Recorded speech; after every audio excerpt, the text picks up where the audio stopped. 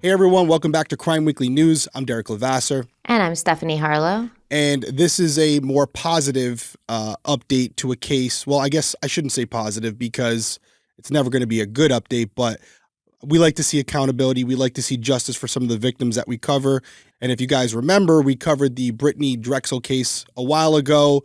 There was one individual who was charged with her kidnapping and murder. That was Raymond Moody, but there was another person involved with this whole thing that at the time hadn't been held accountable for her participation in this whole incident. That was Angel Cooper Vause. She was the longtime girlfriend of Moody, and we do have an update in that if you're looking at the title of this video. And it's a positive one for a multitude of reasons, which we'll dive into. But Stephanie, what do you want to tell them about the details of this, or do we just want to go right to the video? So let's kind of set this up, because remember that we covered Brittanee Drexel's disappearance, and then I believe it was after we covered her disappearance that her body was found. Yeah, we did a multiple part series on it. Yeah, we did a multiple part series, and then later in 2022, her body was found, and then Raymond Moody, 64 years old, ended up pleading guilty. He's now serving a life sentence for Brittanee Drexel's rape and murder after he confessed to the crime and gave a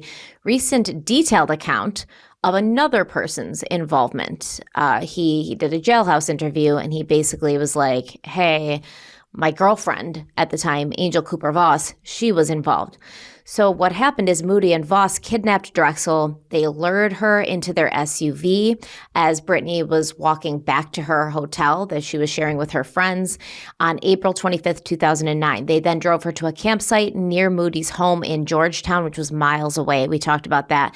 Moody then raped her and killed her and buried her body. And this case was cold for years until May of 2022 when Brittanee's body was found. And then Moody surrendered and confessed. And like I said, he's serving life in prison. Now, Angel Cooper Vause, she initially lied to investigators.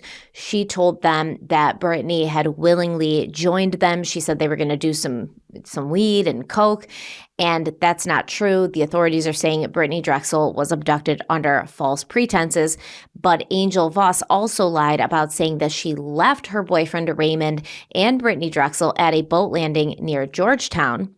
Angel Cooper Vause also lied about taking Brittanee Drexel's cell phone. And the prosecution in this case says, quote, in reality, she participated in Brittanee's abduction and was complicit in her rape and murder, end quote. What the authorities are saying now is that Angel Cooper Vause helped Raymond Moody lure Brittanee into their vehicle, promising her a ride to her hotel. And then Angel Cooper Vause left Brittanee alone with Moody where Brittanee's rape and murder took place. And she took Brittanee's cell phone when she left them there together, which was obviously Brittanee's only lifeline to the outside her only form world. of communication. Yeah.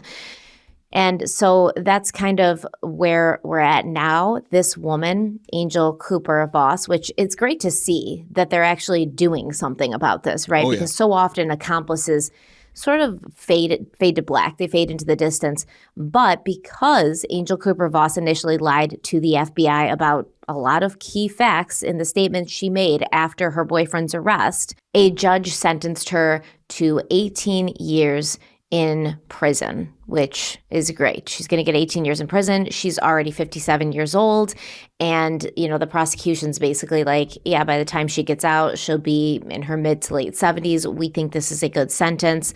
Personally, for me, I think she should serve the rest of her life in prison for this. She knew what was happening. And not only did she know, not only did she help lure Brittanee away, but she left her predator boyfriend with Brittanee and took Brittanee's cell phone knowing exactly what was going to happen. So I think she should serve life in prison, especially considering how long ago this happened and how long she has been walking free.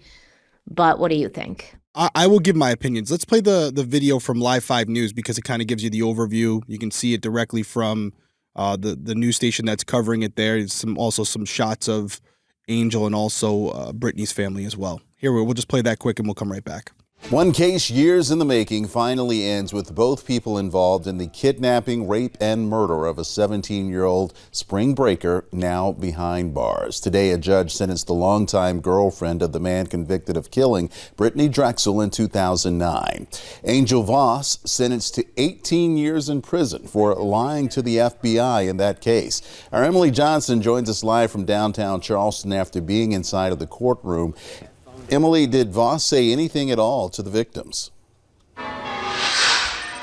Raphael, before Angel Voss and that sentencing could even come down from Judge Richard Gergel, she addressed the Drexel family directly, saying that she is not a monster or a horrible person, but simply a victim of alcohol and drugs. Now, Voss will be 75 years old by the time that she's freed from prison, but the lead prosecutor in the case says that he wishes that time was even longer for the entirety that she had involved in this tragedy.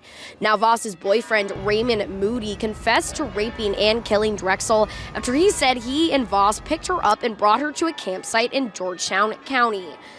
Voss initially lied to the FBI about some key facts in a statement she made after Moody's arrest, like where she was when the murder took place, whether Drexel joined the couple voluntarily, and whether Drexel was stripped of her cell phone. Voss faced the maximum sentence of 24 years behind bars for those lies, but the defense asked for only 87 months, saying Voss is older, has grandchildren she wants to see, and was vulnerable to the manipulation of Raymond Moody. Judge Gergel quickly responded, saying Drexel may have not gone into their car if Voss had not lured her. She participated in the kidnapping, left Drexel alone, and took away her phone, leaving the 17-year-old without any means of escape. Arguments were made that if Voss had called 911 or answered Drexel's phone calls, she had the power to prevent Moody from committing the heinous crimes.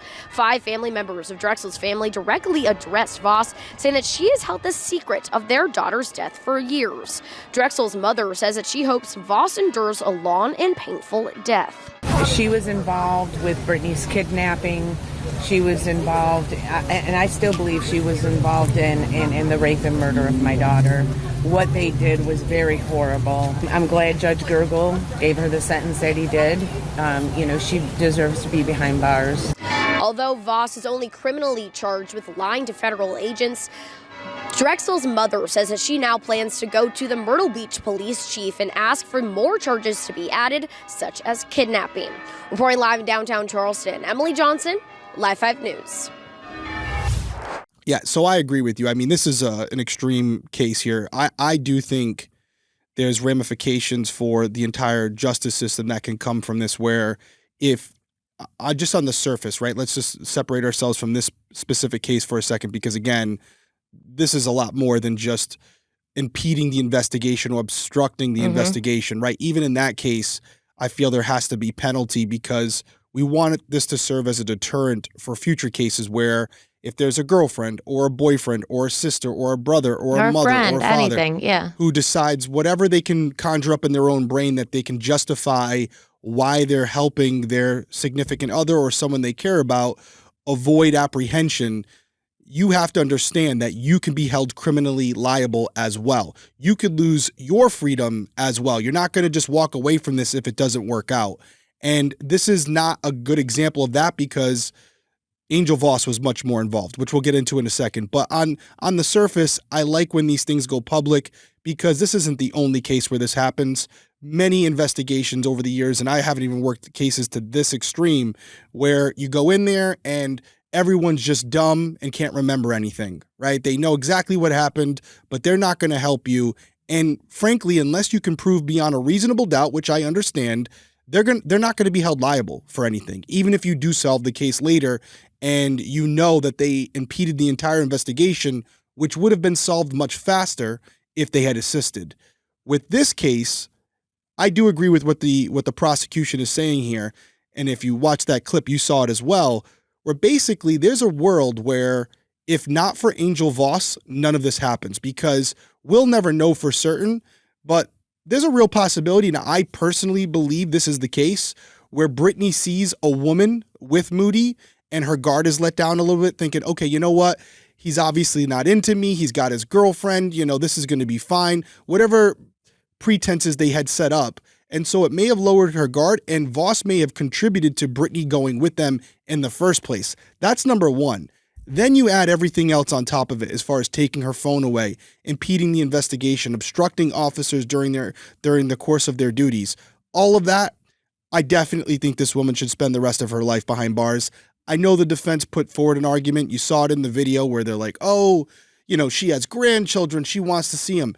Too bad. She doesn't have a criminal history. Don't care. Raymond Moody has control and power over her, even from a jail cell. This is a vendetta that Raymond Moody has. No, I don't care if it is a vendetta. It might be. Who cares? Who cares? The facts are facts. The facts are the facts. Even if he's throwing her under the bus because he's got a vendetta against her, like, the motive doesn't matter to me. What goes on between these criminally motivated people, it doesn't matter. Their dynamics, their relationships, their personal squabbles, don't care. The facts are the facts, Angel. You helped abduct this girl. Yep. You left her with this man. You knew it was knowing what happen. he was going to do because you took her cell phone. Why would you take her cell phone if you didn't know what was going to happen?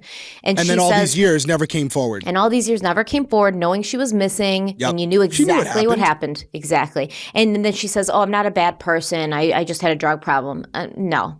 Lots of people have drug problems, and they don't do this shit. And even if you do, that's not an excuse. Like, Yeah. oh, I had a drug problem, or I was an alcoholic. No, a drug problem doesn't make you a bad person. It just exacerbates the stuff you already got going on. Right. And again, after you recovered from whatever you're going through, you had opportunities to come forward. You never did. And I believe you never came forward because you knew your involvement and you knew you were culpable in this. And therefore, you couldn't come forward because you weren't protecting Moody. You were protecting yourself. Yeah. So I agree with it. And if you saw the end of that clip, Drexel's family is now going back to the Myrtle Beach Police Department. They're trying to get additional charges filed against her, including kidnapping, which, again, completely agree with because at this point, as you mentioned, she's 57.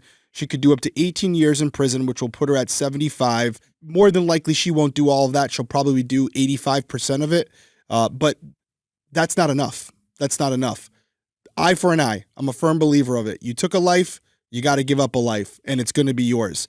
But we want to hear from you guys. What do you think? Are we overshooting here? Are we getting this one wrong? Are we going too hard on Angel? Are we going too hard on Angel Voss? Let us know. We know there's going to be a couple in there. There's going to be a couple people who think, oh, listen, she was being coerced and she was being manipulated. Whatever. You're entitled to your opinion. We want to hear those opinions. So weigh in down in the comments below. Let us know what you think. Any other things to wrap up? Listen, this was just an update case. There's not too much to go over here. We're glad to see that law enforcement officers didn't just close the book after they got Raymond Moody, because it's very easy to do that, where you say, you know what? We got the main guy. We're not going to waste our time and energy on this one. There's other cases to do. No, they wanted to pull on each thread, and they wanted to make sure that everyone was held accountable, and they didn't forget how difficult Angel Voss made it for them. So good on them. We don't always have a good positive law enforcement story, but this is one I like to see. Anything else I'm missing? I don't think so. I think at the end of the day, it's kind of, I think, a representation of a lot of these cases that we cover where somebody goes missing and it's a cold case for a long time, and we're like, oh, the only people that know is the person who did it. Well, sometimes there's more people that know. Sometimes there's more people that know. And as you said, like, she's got grandkids, okay? Oh, this poor grandmother, Angel Voss, she has grandkids, which means she has children, which means that while Brittanee's parents, for how many years, since 2009 to 2022, had no idea what happened to their child, were going down every avenue they possibly could to find their child. Angel got to hang out and raise her kids. Yeah, she's having Christmas with the grandkids. Yeah, and see her children have children and get to have grandkids, which is something that Brittanee's parents will not be able to do. I agree. And we're not able to do. So honestly, I have no sympathy for you. Zero. I don't feel bad. Just because you turned your life around doesn't... Allegedly doesn't mean that what you did in the past no longer matters. And, as it's coming back to me, with Moody, there's a real possibility, we'll never know at this point, but there's a real possibility that if investigators really got down and got dirty and went through the archives, they may connect other cases to this guy. there's a real possibility this might not have been his only offense. To this couple, honestly. They could absolutely, and Angel could have been involved with those as well. Unfortunately, they haven't been able to tie any additional disappearances and or murders to him. But if I were with you 6 months from now doing another Crime Weekly News and we find out that Angel gets brought in and she decides to roll on Moody now as kind of like a little bit of payback and says, hey, Brittanee was just the top of the iceberg here, the tip of the iceberg. There's more girls.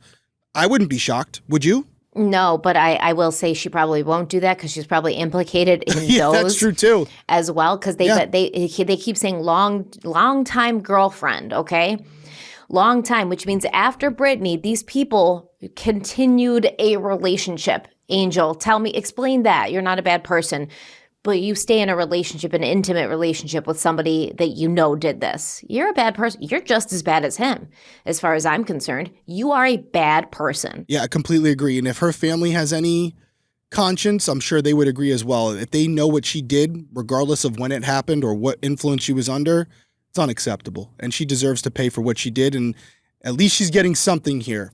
18 years, still a long time. Again, she'll be 75 years old. She's going to miss out on a lot of those memories that we just talked about that she's been getting to experience for the last, 20 years? So a little less than 20 years.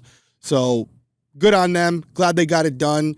And if there's any further updates in this, because you never know, now that she's been found guilty, maybe there's some deals to be made. Maybe she comes in and says, hey, I wasn't involved, but Raymond had confided in me and told me about other incidences that I wasn't actually present for. I'm ready for it. Yeah. I'm definitely ready for it. Bring some more cases forward. Let's give some more families the answers they deserve. Any other words from you? Yeah, I just want to end with one thing. Yeah. I 100,000,000% believe that Angel being in that vehicle made Brittanee feel safer getting into it. If it was just Raymond Moody, because we as young girls, we're always told, don't get in a car with a stranger. Don't get in a car with a stranger. But now you've got this male stranger who you've been trained your whole life not to trust, but he's got a woman with him. That's and right. There's this sisterhood thing that goes off in our heads like, well, if he has a woman with him, he's safe. She's not harmed. Why would he harm me? Why would this woman allow him to harm me? That's right. This is what goes through your, and I just want to say to any woman listening, young or middle-aged or older, don't buy that.